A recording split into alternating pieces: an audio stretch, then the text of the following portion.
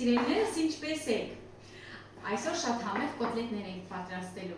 Ես երբ որ հյուրեր եմ ունենում, կամ նույնիսկ եթե հյուր չեմ ունենում, բայց շատ արագ, նոր եմ եկել աշխատանքից ու շատ արագ, բայց շատ համեղ բան եմ ուզում պատրաստել, ամենահեշտ կոտլետներից մեկը դա այս կոտլետն է։ Ընդամենը մեզ անհրաժեշտ է դնելու հավի կրծքամիս ու համեմունքներ։ Ուրիշ ոչինչ պետք չէ, սիրելիներ, շատ արագ մանրացնում ենք ու կոտլետներ ենք պատրաստում։ Ամենաարագ, բայց ամենահամեղ կոտլետներից մեկն է։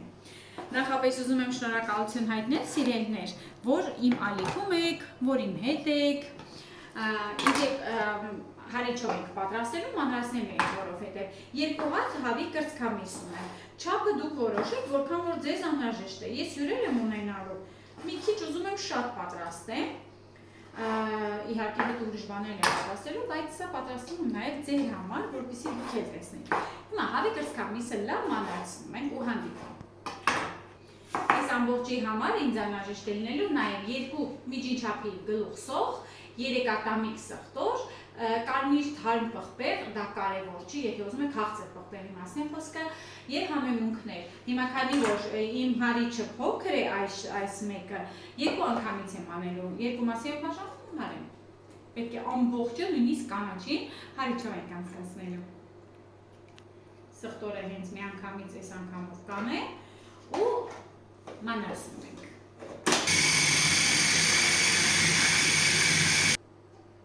Դատարկում ենք, սիրելիներ, ու նորից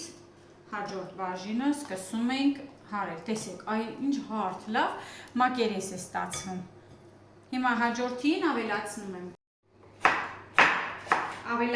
եմ պղպեղը, կանաչին, նորից մնացած բաղադրիչները, որ մնացել է հավը եւ մյուս սոխը։ Կանաչին իմ մոտ թարմ համեմ է, խորհուրդ եմ տալիս անպայման օգտագործեք, հրաշք է ստացելու ձեր կոտլետները։ Հավն էլ կտրատեմ սոխի հետ, ավելացնեմ, հարեմ ու հանդիպենք։ Վերջ, սիրելիներ, սա էլ դատարկում ենք, այսա տեսնում եք, չէ, արդեն ինչ լավ գույն ունի, որովհետև պղպեղ, կանաչի, ու հետո ավելացնում ենք համեմունքները։ Ըստ ճաշակի աղ ենք անում, շատ չենք անում, հա, աղի չստացվի, հետո բողոքներ ենք լսելու, սև աղացած պղպեղ և կարմիր աղացած պղպեղ։ Ես ուրիշ համեմունք այստեղ չեմ ավելացնում, սխտորը կա, սոխը կա, կանաչին արդեն կա, սիրելիներ, դրանից լավը չկա, ու մեկ ձու։ Այս է ջարդում ենք ու հավաքում ենք։ Մի լավ հունցում ենք, հեսա ձեռնոցներս էլ կհակնենք ու սիրուն գնդեր ենք անելու, տապակենք կոտլետները, սրանից էլ համեղ բան, ընտիր։ Խորհուրդ եմ տալիս ձեռքով լավ հարեք, մի քիչ սենց հունցեք, ես ասում եմ հունցեք, դե հա էլի հունցեք, այսպես մի լավ, ինքան լավ մակերես է ստացվել,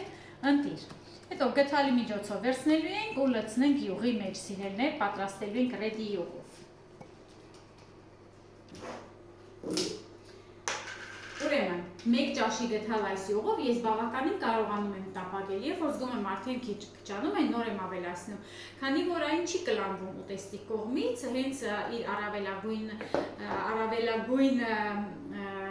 հատկանիշներից մեկը սա է, լավ հատկանիշներից մեկը սա է, որ չի կլանվում ուտեստի կողմից։ Այնպես որ կարող եք հանգիստ տապակել, որքան որ ուզում եք, հրաշք յուղ է, սիրելիներ։ Հիմա ես 1 ճաշի գթալ ընդամենը կավելացնեմ, այն արտադրվում է Եվրոպայում առանց խոլեստերինի, ովքեր որ պահքի մեջ են կարող են շատ հանգիստ օգտագործել յուղը, սիրելիներ, ու ամենակարևորը հիդրոգենացված նյութեր չունեն։ Իդեպ, շոկ եղանակին յուղը պետք է պահեք սառնարանում, դա շատ կարևոր է։ Սկսեցինք։ Յուղը արդեն որ հալվում է, սիրելիներ, կարող եք սկսել տապակել։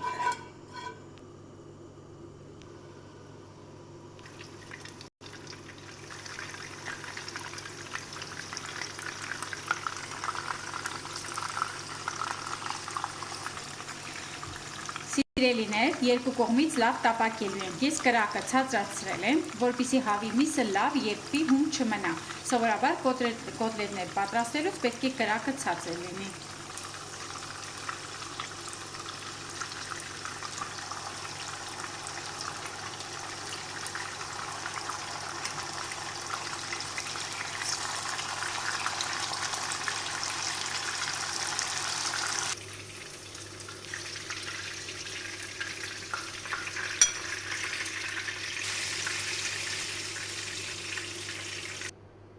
Վերջացեցինք, հիմա մեկը կտրում ենք։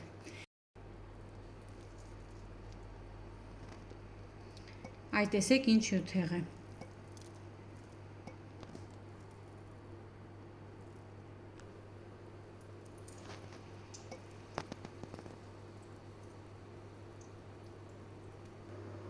Այս ինչ լավն է, սիրելիներ, այնպես հյութեղ է, այսպես պատրաստում են նաև քյաբաբի միսը, որ լավ ծեծվում է, չէ՞, այնպես որ աշք է, ինչ համեղ է, լավաշորփաթաթեք, կանաչին է լցեք ու